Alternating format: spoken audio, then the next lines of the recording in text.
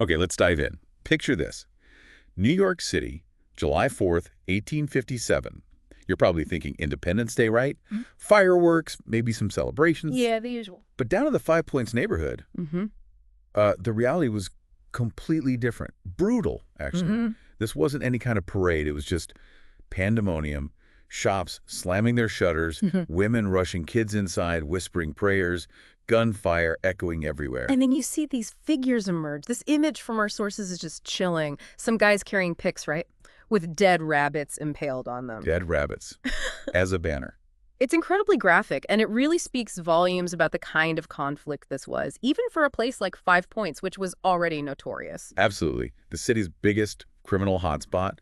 Just grinding poverty, ruined buildings, horrific conditions for migrants dealing with starvation, cholera. It was genuinely hell on earth, according to the descriptions. But that July, what happened then, it felt like something else entirely, even for 5 points. Right. It wasn't just some back alley brawl. This was a full-blown street battle. Those guys, the Dead Rabbits, Yeah. with their morbid mascot. Yeah, clashing violently with their rivals, the Bowery Boys, who were mostly butchers from another faction. Shooting, knives, bricks flying, people supposedly even thrown off rooftops. Yeah. Just utter chaos, and new fighters kept pouring in to replace the ones who fell dead or injured. And what's really striking, kind of shocking even, is the sheer scale of it and how the police reacted, or rather, didn't react initially. Exactly. Our sources call it potentially the most massive gang fight of the whole 19th century. On one side, you've got the Dead Rabbits, mostly enraged Irish immigrants. And on the other, The Bowery Boys. They were a nativist gang, mostly native-born Americans, though that term itself is complex for 19th century New York. But the key thing, intense hatred for the Irish newcomers. and this went on for how long? The slaughter reportedly lasted 2 days. Streets just littered with bodies. And the police, day one, the sources say, they basically just watched. Stood by. Yeah. Seriously. Pretty much. It was only on day two, after journalists started really sounding the alarm, that they even tried to step in. And here's where it gets really telling about the power dynamics, right? They couldn't actually stop it themselves. No, they couldn't. Peace was only restored when the mayor's office called in help from one of the most powerful Irish criminals of the time, a guy named Aya Rinders. Think about that. The official city authorities needed a top gangster to stop the fighting between other gangs. It tells you everything about the level of control these Irish gangs already had, even back then, over parts of the city, its politics. Absolutely. So this deep dive, it's not just about the movie stereotypes, you know? The Irish gangs as maybe minor players or just muscle for hire. Not at all. Our source material paints a much, much more complex picture.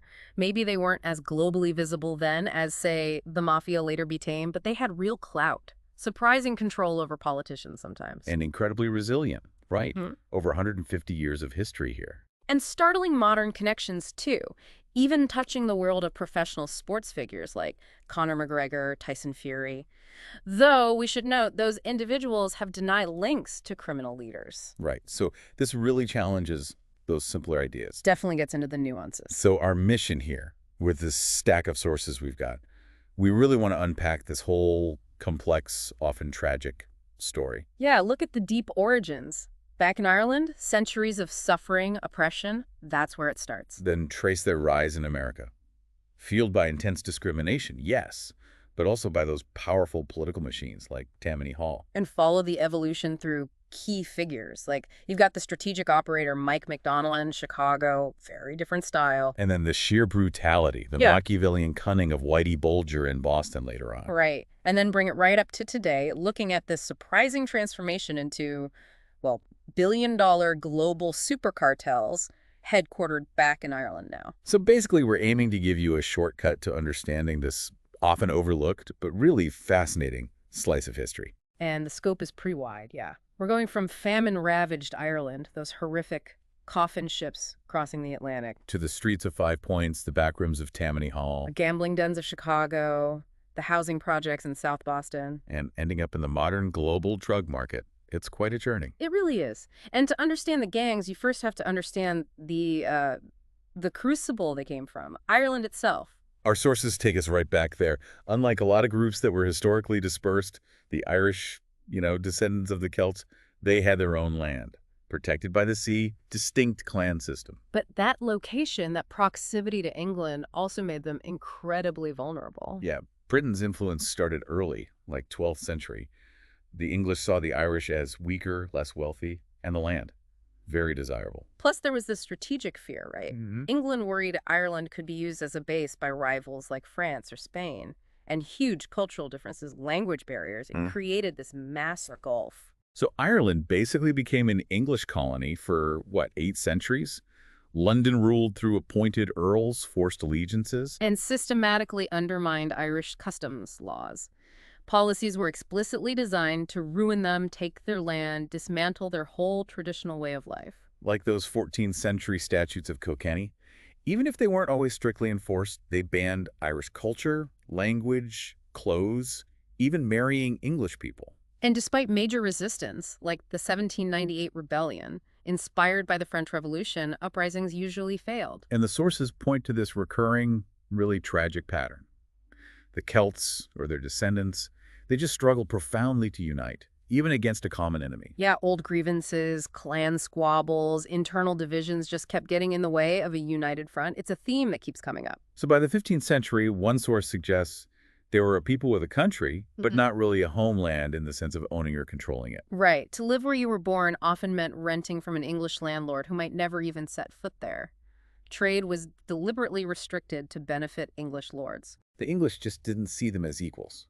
Primitive, even barbaric in some views. There's an appalling depiction from 1899 mentioned showing the Irish as descendants of dark-skinned people, contrasting them with Anglo-Saxons. Ireland was basically reduced to an agricultural resource for England. And this hardship got even worse in the early 19th century. Grain laws slashed prices for most Irish crops, especially wheat. So to survive, tenant farmers turned more and more to the potato. It grew well, even in poor soil, and it wasn't profitable enough for the English landlords to clamp down on heavily. But that reliance became almost total. Like 2/3 of Irish households eventually depended solely on the potato. Yeah.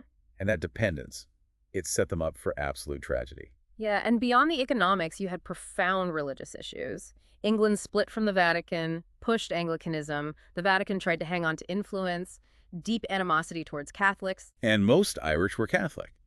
So, already facing economic and cultural discrimination, then came the penal laws, forbidding Catholics from owning livestock, tools, land, barring them from public service, education, even practicing their religion freely. Their situation was practically servitude. And then, what many religious Irish felt was just the apocalypse. Widespread crop failure. Year after year, the potato blight just wiped out the harvest. The Great Famine.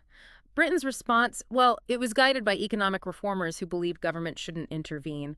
It was tragically ineffective, made the disaster worse. The consequences were just horrific. 1 million people died, 1/8 of the entire population, in just 5 years. That famine left this massive, enduring scar on the Irish psyche.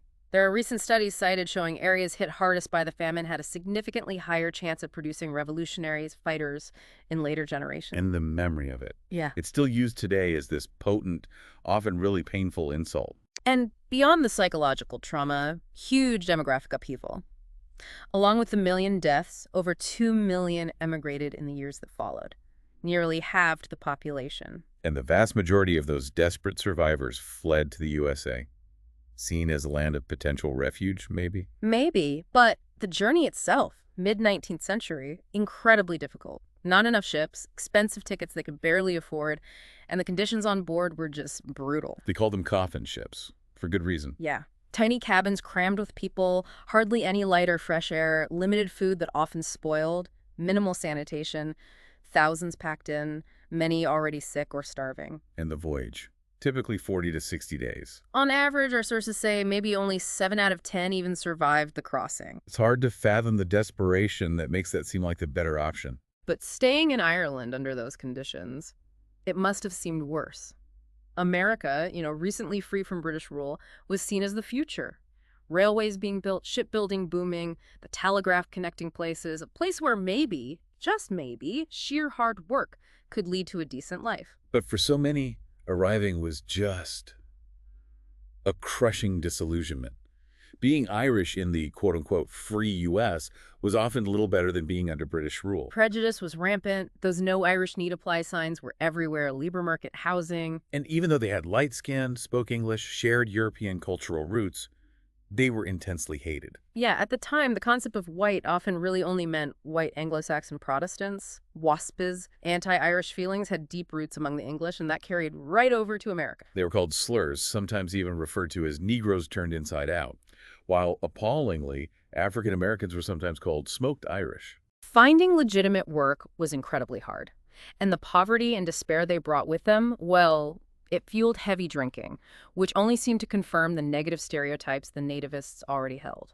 Plus, they fundamentally shook up the labor market, willing to work for incredibly low wages, 12, 16 hours a day for maybe 75 cents. Which caused intense resentment among native-born workers who saw their own wages being undercut. These were the nativists. They hated the Irish just for being immigrants, for taking jobs, and maybe most intensely for being Catholic. Right. Wispy Protestants saw these masses of Catholic immigrants as an existential threat to American values, to political control. Nativists would raid Irish neighborhoods, burn churches, sometimes even kill Catholics. The Bowery Boys, the rivals in that 1857 riot we started with, they were primarily nativists. Their goal was basically to cleanse the land of these newcomers. So just imagine this. You survive hell in Ireland, you survive the famine, you survive the nightmare crossing on a coffin ship, hoping for peace, prosperity in America. Only to arrive and face more poverty, intense discrimination, and violent attacks from the same type of Protestants you were running from. It was a brutal welcome. Some Irish immigrants managed to persevere through legitimate means, of course.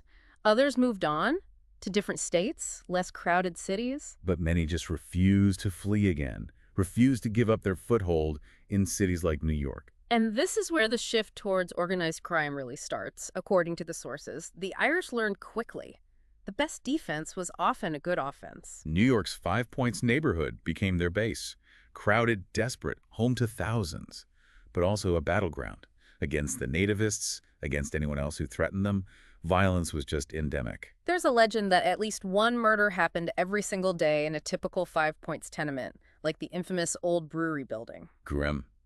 And as other immigrant groups started moving in later, like Italians, they were heavily influenced by this environment too, this spirit of survival through violence. Yeah, figures like Paul Kelly, founder of the notorious 5 Points Gang, which was one of America's major gangs 150 years ago, he came up through that environment, started in illegal boxing, moved into racketeering. Which is basically running protection rackets, other organized criminal stuff. Exactly. And soon, the Irish gangs weren't just fighting nativists.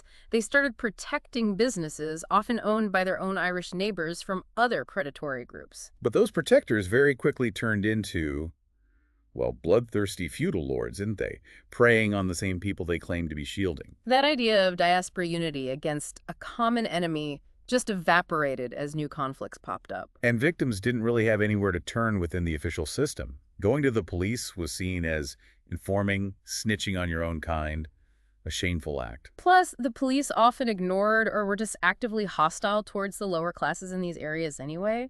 There's a grim saying quoted about the Irish gangs: the more Irish gangsters, the less Irish gangsters. Implying they were just constantly fighting among themselves, self-destructing. Yeah.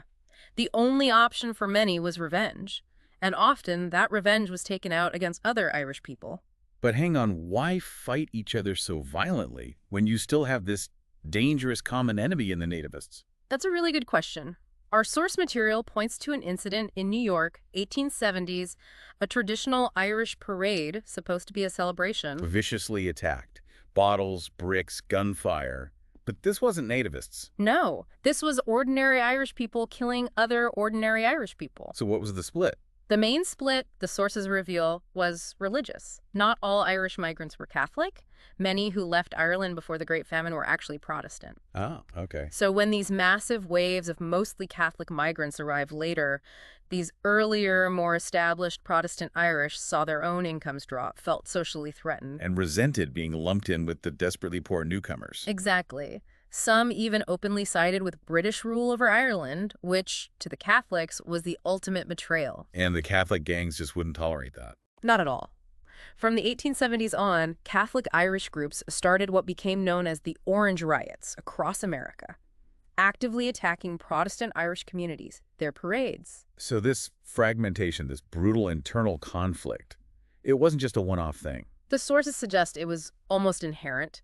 The Celts were never really a unified monolith, often preferring internal clan warfare, and that pattern just tragically repeated itself in America. And the core philosophy that came out of these gangs, the source suggests, was family above community, meaning your immediate blood relatives, maybe your closest criminal buddies, came first. Right. They might offer some help or protection, but ultimately you were expected to survive on your own or through your tight-knit connections. Which is quite different from, say, the later Italian mafia model, right? That demanded absolute loyalty to the whole criminal family structure, sometimes even over your actual blood relatives. Very different.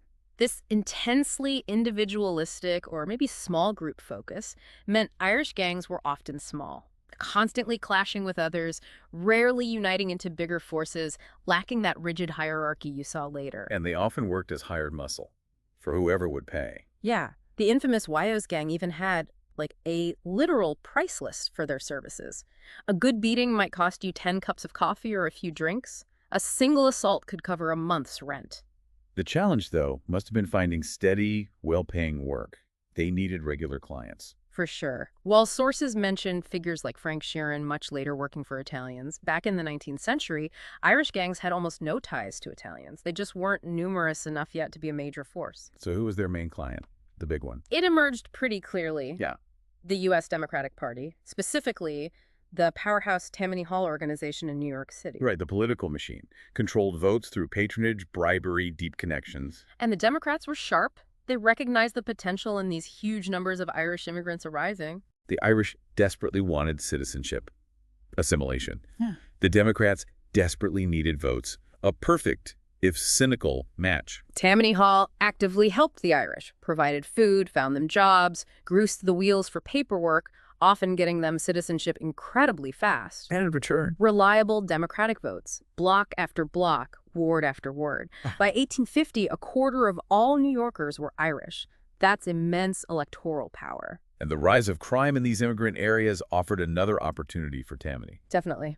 In the later 19th century, New York politics became inseparable from the gangs working for Tammany Hall. They'd physically raid opponents' rallies, intimidate voters. And rival parties hired their own muscle too, right? Often from groups like the Nativist Bowery Boys. Yeah.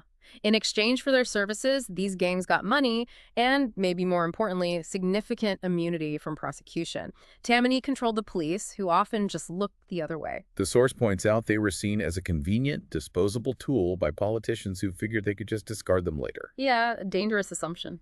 And that very conflict we started with, the July 1857 riots, while it looked like pure chaos. It actually shifted the political landscape, didn't it? Cemented that Irish relationship with Tammany Hall.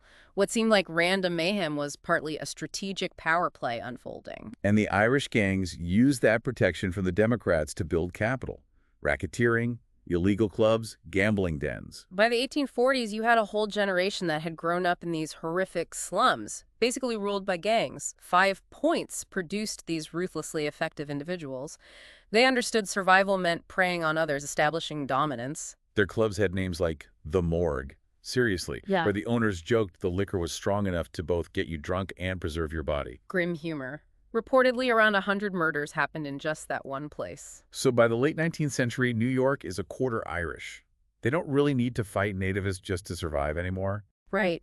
But they kept up the petty internal fights, struggled to unite effectively on a bigger scale, and the Irish were actually starting to lose their grip on New York's criminal underworld to more unified groups coming in. Meanwhile, out west, in the smoke and iron of this developing nation, their people were maybe inadvertently laying the groundwork for a different kind of Irish empire. Exactly. Which brings us to Mike McDonald, described as the king of the Chicago underworld in his day. As a young guy, he'd seen the humiliation his family faced in New York. The contempt, the riots, the terrible wages. He learned fast, though, watched the city's gambling houses. By 18, he was deep in it, realizing raw talent wasn't enough. You needed control of the whole process. So he chose Chicago. Mid-19th century, it probably still seemed like a backwater compared to New York or Boston. But McDonald saw potential, untapped opportunity. Fewer Irish meant much less prejudice there. The city was booming, developing incredibly quickly. And Irish migrants there were treated more like full Americans, helping build railroads, infrastructure. Yeah, and crucially, established criminal gangs hadn't really taken solid root yet. The underworld was chaotic, disorganized. Like a blank slate for someone with vision. And Mike McDonald, according to the sources, was determined to bring his order to that chaos. He started small, built connections with local gangs, studied the illegal gambling economy. But critically, he also cultivated relationships with local officials, police, politicians, judges. That network was his key asset. Set him apart from the street thugs. He first really leveraged these connections during the Civil War. The Union Army set up recruitment centers. McDonald came up with this scheme he called the disappearing trick. Okay, how did that work? He'd help recruits enlist, claim the federal bonus paid to people who brought in recruits, then have the same guy, under a different name, go to another recruitment center for another bonus. And he got away with it. Well, remember, this is pre-digital databases. Records were often a mess. No photos on recruitment documents. He relied partly on recruiters not recognizing faces, but the crucial part. He brought the officials he'd befriended into the scheme, bribed them to look the other way, sign off on the dodgy paperwork. Showing his core principle early on. Sophisticated connections over street crime. Exactly. He wasn't a brawler, he was a spider, meticulously building this web of officials, money, connections. And his second principle, minimal direct involvement in the dirty work himself. Build a precise machine where everyone has a specific, limited role. The recruitment scheme was his test run, right? Yeah. Hugely profitable during the war. Immensely. He hired recruiters, took his cut, built this complex structure with people forging documents, bribing clerks, teaching recruits how to desert after getting the bonus. And unlike the 5 Points guys who often just blew their money. McDonald was described as surprisingly frugal. He invested his money, didn't waste it on booze, women, flashy clothes. He poured that capital into his main interest. Gambling. Chicago's existing gambling houses were apparently pretty basic. Yeah. McDonald set his apart by not cheating players during the actual games. That built trust, attracted wealthier clients. But he still profited massively. Oh, yeah. From the ones who lost everything. If you lost your last dime at his table, his agents were right there, offering a high-interest loan. You were desperate, you took it. So you left his place broke and in crippling debt. The loan sharks were seamlessly integrated. McDonald won either way, and he indebted his clients to him. And those debtors included powerful people, judges, officials, police chiefs. Key figures in Chicago society. But he needed more than just influence through debt. He needed protection, an almost untouchable status. Which led to the store. This store opened in 1873, a massive 4-story complex, luxurious casino, hotel, bar, restaurant, Chicago's biggest, most opulent gambling center. And it quickly became the central hub for the city's elite. Politics, business, the criminal underworld, all mingling there. Absolutely. McDonald himself became the central figure, almost a matchmaker or fixer for Illinois' upper crust. See, Mike became the standard phrase if you needed something done, a problem solved, a deal brokered. He sponsored politicians to protect his interests, made sure his illegal businesses weren't raided. Right. He even strategically invested in a newspaper to control the narrative, undermine his rivals. But even this criminal mastermind, sometimes ironically called the father of Chicago democracy. He wasn't invincible forever. No. In 1887, he got caught in a relatively simple scheme, embezzling funds meant for courthouse repairs. That was the first big hit to his public image, his power. But the real disaster came from his personal life, didn't it? The sources detail this with kind of a tragic irony. Yeah. August 1889, his wife runs off to Paris with the Catholic priest McDonald himself had hired to be her spiritual advisor. Ouch. That's gotta sting. And very public. Deeply affected him, weakened his standing. His associates sensed vulnerability, started challenging him. The very mayor he'd helped elect decided he didn't need McDonald anymore. And shortly after that mayor was found shot dead. The official story blamed some mad political opponent, but everyone in the know understood McDonald was behind it.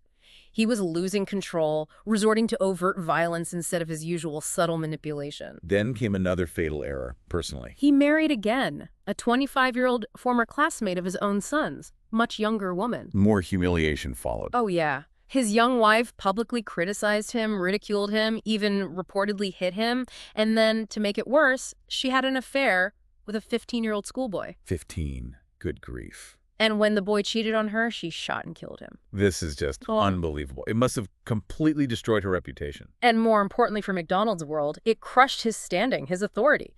The legal battles, her prison sentence, the public mockery. It was too much for the 68-year-old king of Chicago.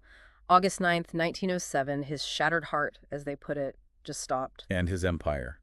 built so carefully on his personal network. Crumbled instantly. Potential successors, rivals, they fought over his inheritance, and those conflicts spilled right onto the streets. Leading to almost 20 years of devastating gun violence arson across Chicago, what they called the gambling wars. Imagine living in Chicago around, say, 1916, reading about the horrors of World War I in Europe, while your own city is consumed by this brutal, endless gang violence, day in, day out. The mayor's office seen as corrupt, deeply tied to the criminals. Outraged citizens, sick of the chaos, started organizing protests, and the city, which had been relatively free of that virulent anti-Irish prejudice seen back east, now turned against the Irish. Religious residents called it divine punishment. Newspapers demanded radical measures like prohibiting gambling and alcohol citywide. And here's a fascinating, tragic twist. Those protests, triggered by internal Irish gang wars in Chicago, helped launch the political momentum for prohibition across the entire country. Wow. So the infighting inadvertently helped bring about prohibition. It seems that way. And prohibition, starting in 1920, initially looked like a golden opportunity for Irish gangsters, one they'd largely missed before. Irish bootleggers were among the first to jump in, right? Capitalizing on the illegal alcohol market, setting up supply chains, bribing officials. Their early success came from their continued dominance in some local areas and maybe a forced shift towards slightly more organized structures, perhaps influenced by figures like McDonald and just the general assimilation happening in places like New York. Okay, sounds like a chance for a comeback. It did. But their quick success, according to the sources, led to this fatal complacency. They completely failed to notice, or maybe just didn't take seriously, their rapidly rising competitors. The Italians. The Italian mafia had been operating in the Irish shadow for years, learning, watching. Exactly. Figures who became legends, Lucky Luciano, Bugsy Siegel, Al Capone, they actually came up through gangs like the Five Points Gang, learning the ropes from Irish and Jewish criminals. So Italians and Jews had been studying Irish methods, spotting their weaknesses. And while the Irish were busy celebrating their early prohibition wins, keeping their fragmented structures, the Italians adapted.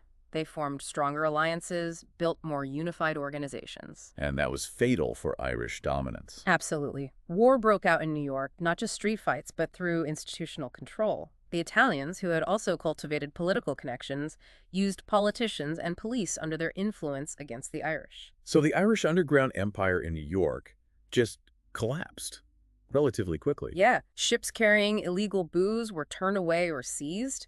The Italians even bribed Irish groups, cleverly pitting them against each other, using that old self-destructive tendency against them. Irish leaders ended up in jail or dead. Their followers scattered, often absorbed into the more organized Italian crime families. And the story in Chicago ended even more violently. Al Capone, the rising Italian boss, took over the city Mike McDonald once ruled. He eliminated his main Irish rival, Dean O'Banion, in 24. Killed him in his own flower shop. Capone, known for his ruthlessness, then sent hitmen to systematically kill almost the entire leadership of the various Irish gangs that were successors to McDonald's fragmented network. Those who survived just fled Chicago, never regained prominence. So the Irish basically missed the massive opportunity Prohibition presented. They failed to overcome those internal divisions, failed to adapt to the new scale and organization required by the black market economy. New York lost. Chicago seized. The empires of McDonald, the street dominance of the Dead Rabbits era, effectively gone. It really seemed like the era of prominent Irish gangs in America might be over. However, the story of Irish organized crime wasn't quite finished yet. Just when it looked like that chapter was closed, someone emerged. Someone with this unique mix of sheer brutality and calculated intelligence. Someone who would revive a version of what seemed lost. Whitey Bulger. Whitey Bulger. According to our sources, he was the son of that young man mentioned earlier, the one who lost an arm and left New York after seeing all the violence and despair. Right. His father moved the family to Boston, Massachusetts. 1930s, Great Depression. Immense hardship. Millions unemployed, including many working-class Irish immigrants.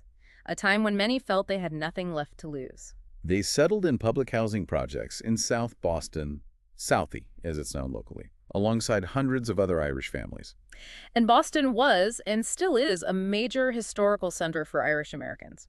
Major port city, relatively short trip from Ireland, By the mid-19th century, 35,000 Irish lived there, already a quarter of the population. Which is why Boston still feels so profoundly Irish today, right? They established their culture, traditions, even developed a distinct accent. Exactly. The symbols for Boston sports teams, the Celtics, the Leprechauns, the Shamrock, they all nod directly to that heritage. So Whitey Bulger grew up totally immersed in this fiercely Irish working-class world.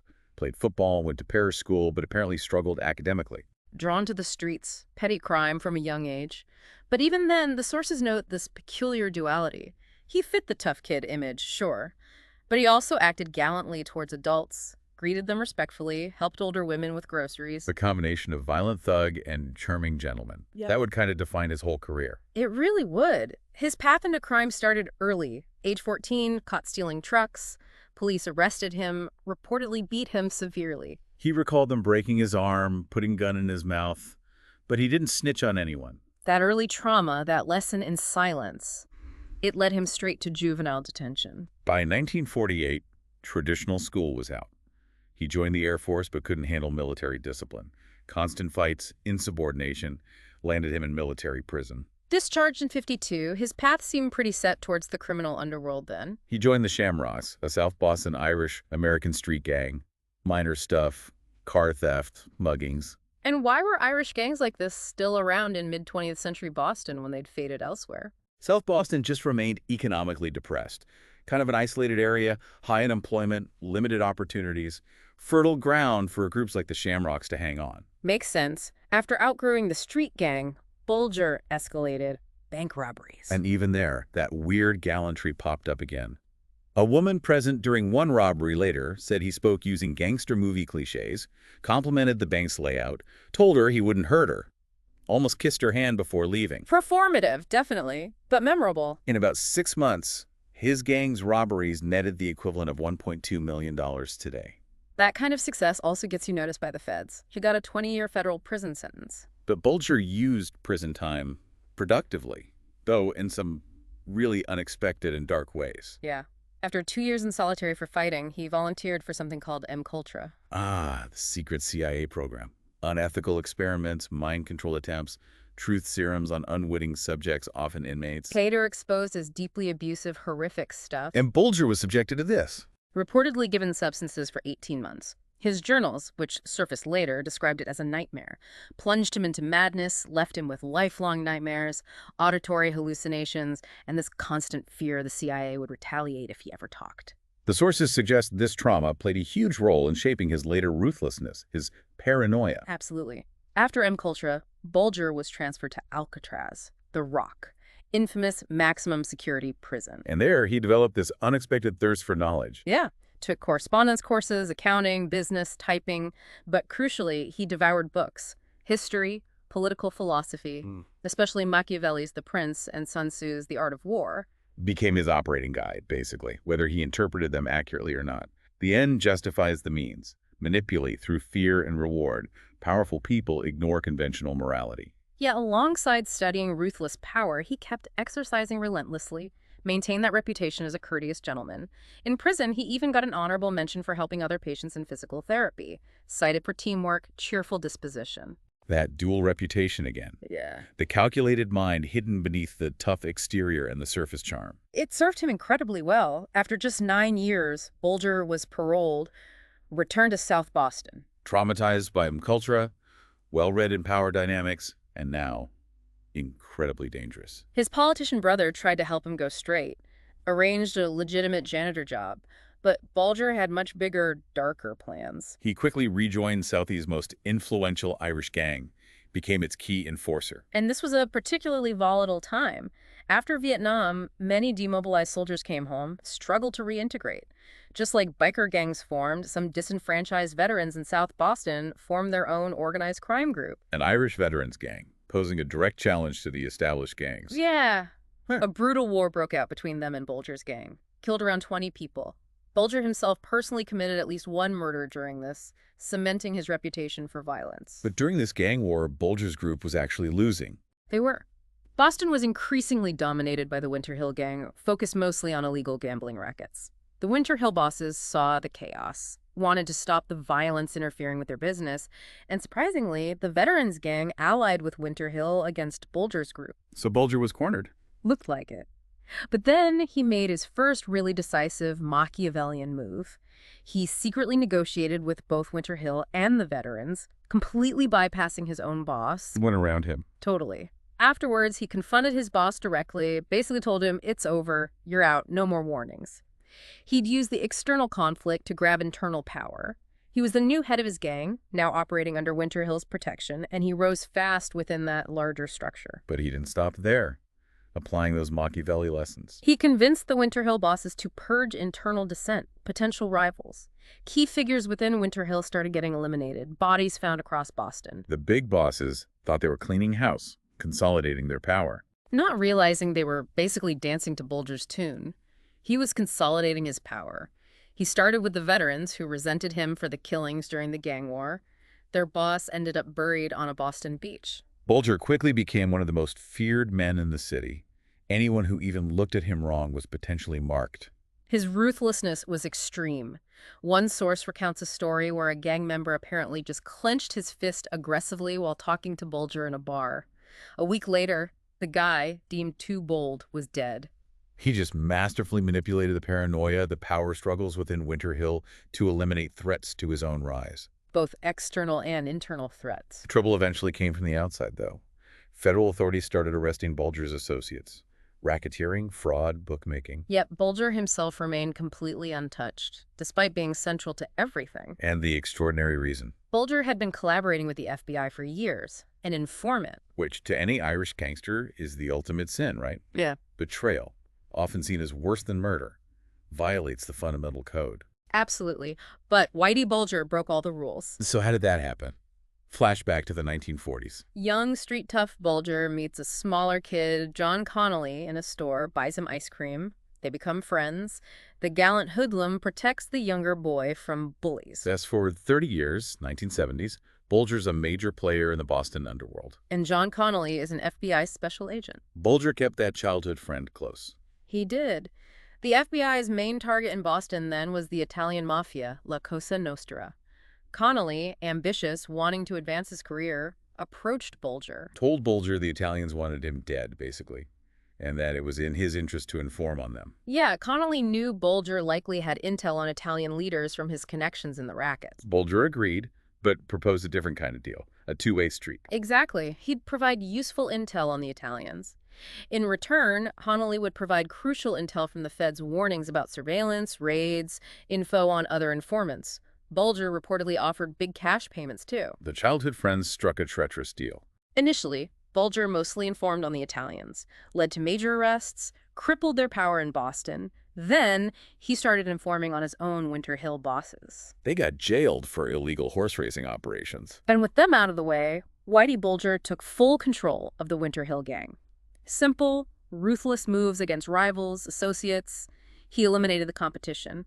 Winter Hill, under Bulger, became way more effective, more feared. Then in the 1980s, many states legalized gambling, started lotteries, cutting into the illegal gambling profits. So Bulger adapted again, shifted Winter Hill's focus to the hugely profitable illegal drug market. They didn't necessarily traffic drugs themselves at first. Not primarily. They extorted a tax, a percentage, from basically every drug dealer operating in South Boston. And if you refused to pay, you were ruthlessly hunted down.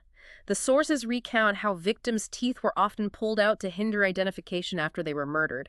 Bodies buried, often along the Atlantic coast. Estimates suggest Bulger made at least $25 million just from extortion, plus whatever he made trafficking directly. Unknown, but likely significant. Winter Hill became more organized under his iron fist. Still lacked that rigid mafia hierarchy, though. It was all centered on Bulger's personal control, his charisma. Which is maybe a key difference. Unlike the mafia, where respect comes from tradition, family ties, a defined hierarchy. Irish gangs often relied more on the boss's personal charisma, sheer toughness.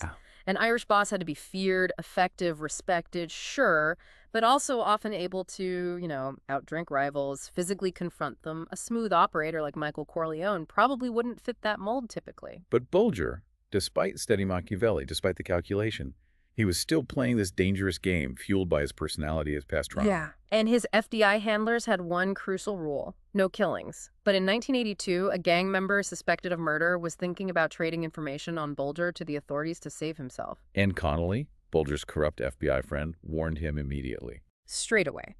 A few months later, Bulger's personally shot into the car carrying his former colleague. And tragically, an unrelated young woman who was just giving the guy a ride. Both died. That violence, it's this complex mix, isn't it? His leadership style, the culture trauma, maybe amplified paranoia? It seems like it, but even that kind of charisma, the 20th century version relying partly on media image, calculated fear, it has limits, especially in a society with regulations, institutions. Ultimately, it wasn't rival gangs or even his own paranoia that brought him down. It was big politics. Specifically, the complicated relationship between Irish Americans and the conflict in Northern Ireland. Right. The Winter Hill Gang under Bulger was a fervent supporter of the Provisional IRA, fighting for Northern Ireland's independence from Britain. South Boston, with its strong Irish heritage, naturally supported the cause. Bulger became a key backer, donated funds even as a petty criminal, then provided direct support as boss, met with IRA commanders, actively smuggled rifles, explosives across the Atlantic. The IRA used Bulger's shipments in hundreds of attacks in Britain. Everything went smoothly until one weapons shipment was discovered by police in Ireland. A crew member confessed, implicated the Winter Hill Gang, specifically named Bulger's associates. And thanks to his FBI friend Connolly, Bulger quickly found out who the informant was. That talkative crew member was murdered, buried, reportedly in Bulger's own basement, but this was the beginning of the end for Bulger's immunity. A bloody trail of dozens of murders now led directly to him, his inner circle. Adding to his problems, John Connolly left the FBI in 1990, fired dishonorably for corruption, but he managed one last favor for his old friend: a warning. They're digging on you. Bulger stayed ahead, evaded capture until December '94. Yeah. Connolly learned the U.S. Attorney's Office was finally preparing an indictment against Bulger. He was scheduled for arrest right around Christmas, but he fled, became one of America's most wanted fugitives. Law enforcement then went after his associates, many of whom made deals once they found out Bulger had been an FBI informant for years. A $2 million reward was offered for his capture. Only Osama bin Laden had a higher bounty at the time. And this Machiavellian gangster, who outsmarted rivals, manipulated the FBI. He remained a fugitive for how long? 16.5 years. Before fleeing, he'd set up this network of new identities.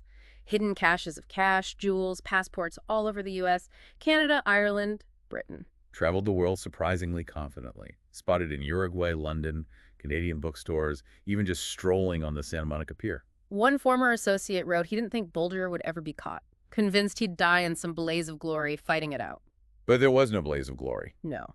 In 2011, the 81-year-old Whitey Bulger was finally captured, lured out of his Santa Monica apartment by authorities acting on a tip. By then, his corrupt friend John Connolly was already in prison, serving time for bribery, contract killing for Bulger. Yeah, Connolly is still alive, actually, recently released due to health issues. Whitey Bulger's fate was different and grim. Convicted of 11 murders, racketeering, firearms offenses, got 2 life sentences.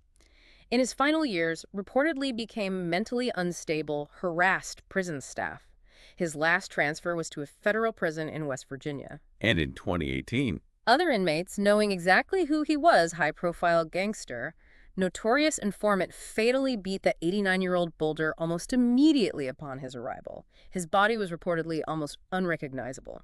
So the era of those traditional gangs, the Dead Rabbits, the Winter Hill Gang, rooted in specific neighborhoods, the immigrant experience, it had passed. Yeah. Martin Scorsese even made The Departed, inspired by this story, though it wrapped up before Bulger's death, didn't cover the later stuff across the Atlantic. The sources really highlight that these older gangs were products of specific conditions, right?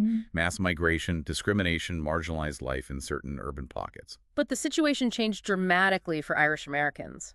During the Civil War, fighting and dying for the Union helped solidify their claim to being Americans. Political structures like Tammany Hall, while exploitative, also acted as a kind of social elevator for many, helping them move into government, business, legitimate politics, eventually producing figures like the Kennedys. And compared to many other immigrant groups, the Irish did have significant advantages for assimilation.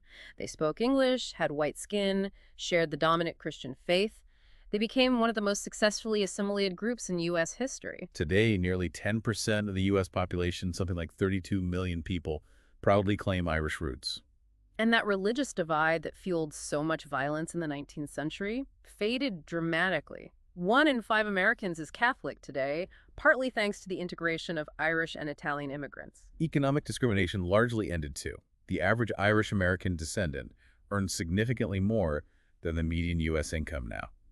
So the sources basically suggest that the American Irish gangs, born from discrimination and hardship, were ultimately defeated not just by other crime groups, but by economic growth and successful assimilation into American society. A positive outcome, you could argue, for the vast majority of Irish Americans. Definitely. But while that was happening in the U.S., what was going on back in Ireland? Ireland, long independent by then, experienced this remarkable economic boom about 30–40 years ago, the Celtic Tiger era. Right.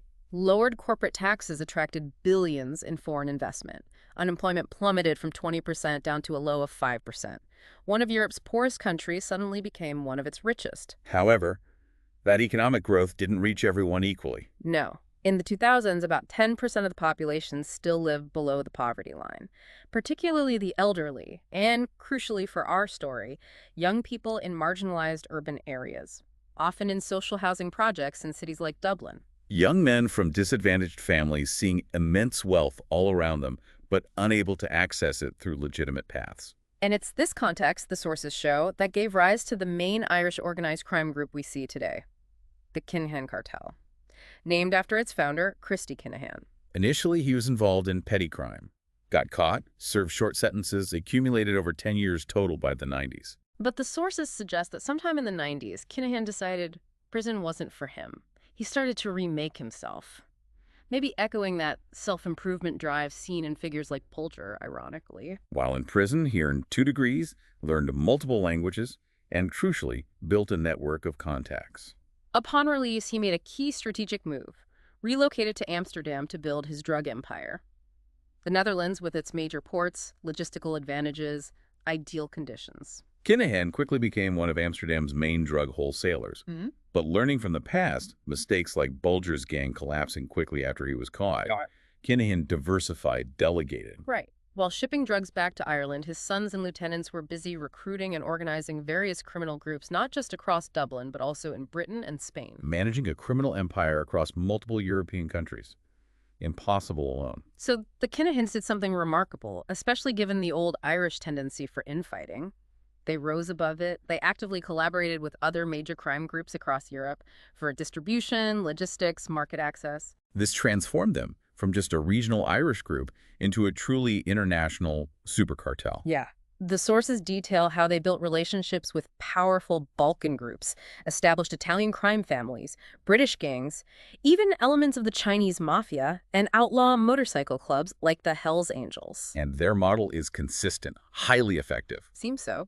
Order substances from major production hubs like Colombia or Mexico, ship them to Europe in massive containers, bribe port officials to let them through, then distribute via their network of international partners. And the profits, estimated now in the hundreds of millions, maybe even billions, laundered through sophisticated channels, gambling operations, numerous seemingly legitimate businesses. Often headquartered in places like Dubai, where the leaders are reportedly hiding out now.